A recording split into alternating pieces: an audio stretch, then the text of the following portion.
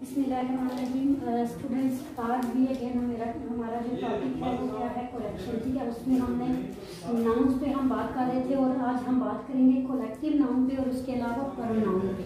ठीक है, collective noun और प्रोनाउन पे हम लोग बात करेंगे कि इसमें ऐसे नाउन जिनके कई मेहमान होते हैं, वाहिद भी इस्तेमाल हो सकते हैं और जमा।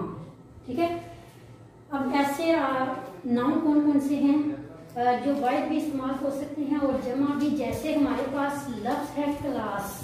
ठीक है, लफ्ज हमारे पास क्लास जो वर्ड है, ठीक है, ये हमारे पास अब ये वाहिद भी इस्तेमाल हो सकता है और जमा।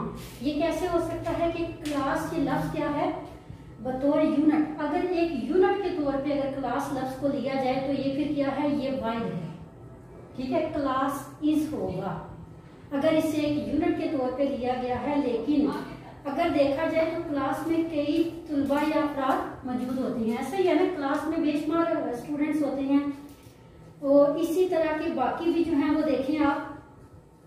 यहाँ पर हमारे पास काफी सारे वर्ड्स हैं जो दोनों तरह से, जैसे आर्मी, जरी, कमेटी, ये हमारे पास सारे कलेक्टिव हैं। कलेक्टिव तो आपको पता है जिसमें बतौर एक लफ्ज लग रहा, देखने में लग रहा होता है कमेटी। अब कमेटी के कहीं ज्यादा मेंबरान होते हैं, काफी सारे लोग होते हैं कमेटी में। क्राउड, हजूम, ठीक है, लफ्ज एक है लेकिन हजूम बेशुमार लोग होंगे। इसी तरह से अब पुलिस, हमारे पास से लफ्ज एक है लेकिन पुलिस क्या है, ये अपने पूरे महकमे को रिप्रेजेंट कर रहा है। आर्मी, आर्मी हमारे पास एक ही लफ्ज है लेकिन आर्मी भी क्या है, उसमें भी आर्मी जो है पूरी आर्मी के ऊपर बात हो रही है। इसी तरह टीम, फैमिली, ठीक है, उसके अलावा audience, group, club, tribe, company, majority. ठीक है, ये इस तरह के जो है ये लफ्ज देखने में सिंगुलर एक एक लफ्ज है हमारे पास, लेकिन क्या है, ये अपनी पूरी यूनिट को, पूरी अपनी कमेटी को जो है वो रिप्रेजेंट कर रही है। अब ऐसे जो है कलेक्टिव नाउन के मतलब असूल ये है कि ये वाहिद भी इस्तेमाल हो सकते हैं और जमा भी। जैसे देखिए, द क्राउड हैज गैदर्ड, यहाँ पर हैज उसके लिए आया है, क्राउड हैज गैदर्ड। और दूसरा देखें, the crowd are talking their taking sorry the crowd are taking their seats. ठीक है, अब क्राउड आर भी आ गया है और क्राउड हैज यहाँ पर क्या आया है, उसके लिए सिंगुलर आया है, द क्राउड हैज गैदर्ड। ठीक है, ये सिंगुलर आया है कि क्राउड इकट्ठा हो चुका है, हजूम इकट्ठा हो चुका है। The crowd are taking their seats. ठीक है, यहाँ पर आर उसके लिए क्या आ गया, प्लूरल आ गया। इसी तरह से आगे देखें, ठीक है, अगर किसी कलेक्टिव नाउन को बतौर यूनिट लिया जाए तो प्रोनाउन और वर्ब क्या होंगे, वाहिद इस्तेमाल होंगे। लेकिन अगर कलेक्टिव नाउन को अलग अलग अफराद के तौर पर लिया जाए तो प्रोनाउन और वाहिद जमा भी इस्तेमाल हो सकते हैं। ठीक है, यहाँ पर देखें, the committee is United on the issue. अब इसके लिए कमेटी के लिए क्या आया है, इज आया है, तो ये क्या है, ये भी करेक्ट है क्योंकि यहाँ पर कमेटी, ओवरऑल कमेटी के लिए हमने किया इज। और अगर इसमें हमने ये पढ़ा है कि अगर उसको बतौर यूनिट लिया जाए तो फिर क्या होगा, फिर वाहिद होगा। लेकिन अगर उसे अलग अलग अफराद के तौर पर लिया जाए तो फिर उसके लिए हेल्पिंग वर्ब प्लूरल होंगे। ठीक है, जमा होंगे। जैसे देखिए दूसरा, the committee are discussing the issue, committee are discussing. ठीक है, अब यहाँ पर कमेटी के मेंबर्स को अलग अलग तौर पे लिया गया है कि कमेटी क्या कर रही है, इस इशू पे डिस्कस कर रही है, डिस्कशन हो रही है। ठीक है, the committee are discussing the issue. इसी तरह से आगे हमारे पास है, अ नंबर ऑफ तादाद को जाहिर करता है। ठीक है, द नंबर ऑफ मिकदार को जाहिर करता है। आ नंबर ऑफ अगर हमें कहीं पे लिखा हुआ मिला है तो ये क्या है, ये तादाद को जाहिर करेगा, जबकि द नंबर ऑफ क्या होगा, ये मिकदार को जाहिर करता है। देखिए इसमें इसकी कोई अगर एग्जांपल हम लें तो क्या होगा, the number of drivers who drive recklessly is increasing. तो यहाँ पर क्या है, द नंबर ऑफ ड्राइवर्स। ठीक है, तो इसके लिए हमने द नंबर ऑफ ड्राइवर्स क्या हो गया, ये किसको जाहिर कर रहा है? ये मिकदार को जाहिर कर रहा है। A number of doctors are well mannered, तो यहाँ पर क्या है? ये तादाद को जाहिर कर रहा है। A number of doctors तादाद को जाहिर कर रहा है, जबकि the number of drivers क्या है? ये मिकदार को जाहिर कर रहा है। उसके अलावा देखिए इसकी जैसे कि A number of doctors are well mannered, the number of police officials who behave well is increasing। ठीक है, यहाँ पर हमने ये याद रखना है कि आर नंबर ऑफ तादाद को जाहिर करता है, जबकि दा नंबर ऑफ मिकदार को जाहिर करता है। उसके बाद हमारे पास जो रूल है वो क्या है? Majority of. मेजॉरिटी ऑफ इसके लिए क्या होगा? प्लूरल इसके लिए प्रोनाउन होंगे। अगर मेजॉरिटी के बाद ऑफ आ गया है तो प्लूरल प्रोनाउन और प्लूरल वर्ब होगा। ठीक है, लेकिन अगर मेजॉरिटी हाली है तो इसके साथ क्या होगा? सिंगुलर है तो वर्ब होगा और प्लूरल वर्ब दोनों, सिंगुलर और प्लूरल दोनों आ जाएंगे। लेकिन अगर इसके बाद ऑफ आ गया है, मेजॉरिटी के बाद अगर ऑफ आया है तो फिर इसके लिए प्लूरल भी क्या होगा? नाउन होगा, प्लूरल नाउन होगा। ठीक है, सिंगुलर नहीं होगा बल्कि क्या होगा? प्लूरल नाउन होगा इसके लिए, और प्लूरल ही वर्ब होगा। वर्ब भी इसके लिए सिंगुलर नहीं होगा। लेकिन यहाँ पर इसके लिए क्या होगा? यहाँ पर इसके लिए सिंगुलर और प्लूरल दोनों वर्ब हो सकते हैं अगर खाली मेजॉरिटी आया है। देखिए इसकी example, the majority of boys in this class are talented. अब देखिए the majority of boys in this class are talented, तो क्या है? द मेजॉरिटी ऑफ, यहाँ पर आप देख ले the majority of.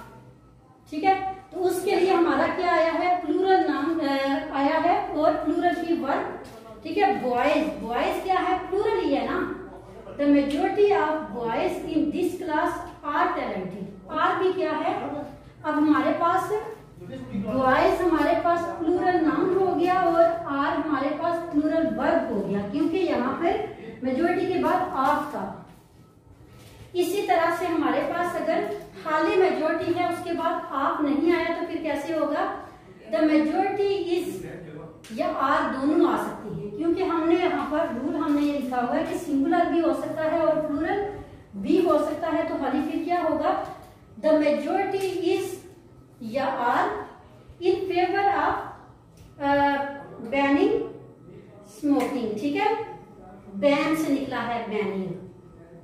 The majority is in favour of banning smoking, या फिर the majority are in favour of banning smoking.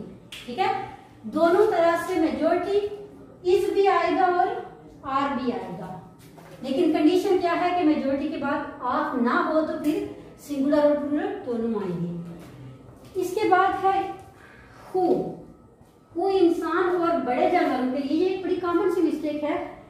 यहाँ पर काफी सारे हम लोग ये समझते हैं कि हु जो है ये प्रोनाउन की बात हो रही है कि हु क्या है, ये सिर्फ किसके लिए हम यूज करते हैं? हम इंसान के लिए करते हैं। लेकिन क्या है यहाँ पर जो मॉडर्न इंग्लिश में इसका यूज हो रहा है वो हु क्या है? बड़े जानवरों के लिए भी यूज हो रहा है।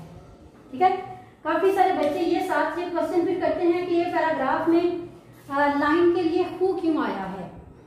तो ये बड़े जानवरों के लिए भी आता है और इंसान के लिए भी आता है। उसके अलावा विच है, तो विच जो है ये छोटे जानवरों के लिए और बेजान चीजों के लिए।